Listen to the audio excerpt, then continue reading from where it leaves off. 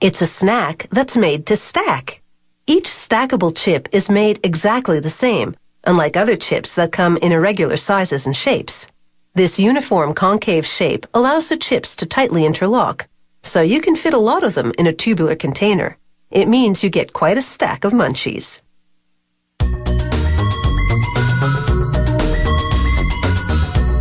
It's a case of production going down the tubes, because tubes are ideal containers for stackable chips.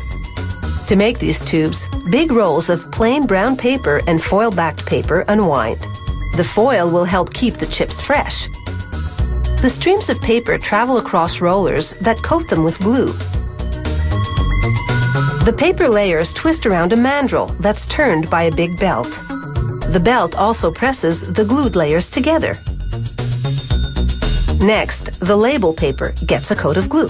This helps it stick to the paper on the mandrel.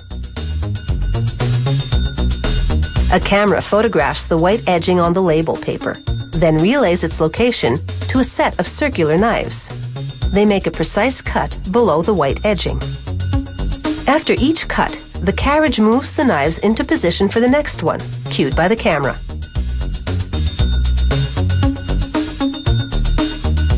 These paper and foil tubes head into a turning station. It's a box with a pathway inside that turns the tubes right side up. Hot metal heads curl the tops to allow lids to fit on.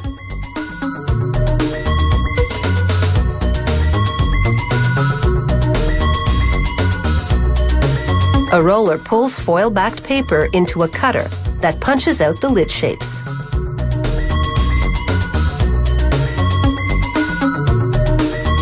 Little vacuums take the lids to the tubes and heat seal them on. Plastic lids go over the paper ones. The lidded tubes are now turned upside down. They're ready to be stacked with chips. To make stackable chips, they use a ratio of 1/3 water to 2/3 potato flakes, with a little cornstarch mixed in.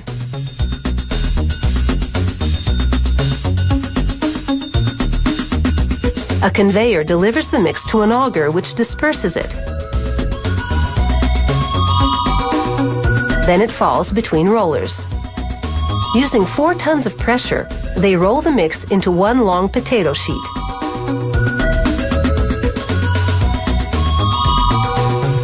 The potato sheet goes under a rotary cutter that punches out oval shapes. A device pulls away the scrap dough, leaving flat, uncooked chips. This scrap potato dough goes back into the chip-making operation, while the potato chips head into a fryer.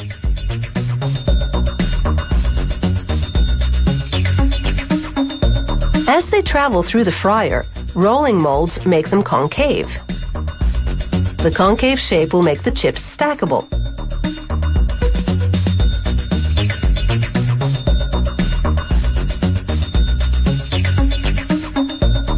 The chips spend 11 seconds frying in hot oil. This makes them crispy.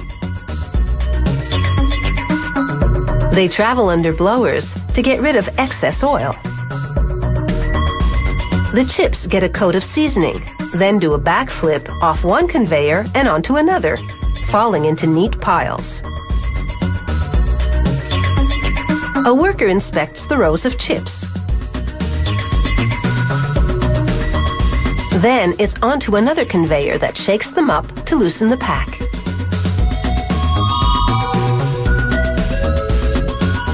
They travel over scales to portion them out for packaging. Automated spoons shove the chips into the open ends of the tubes. Guides tap the tops of the tubes to nudge the chips into position.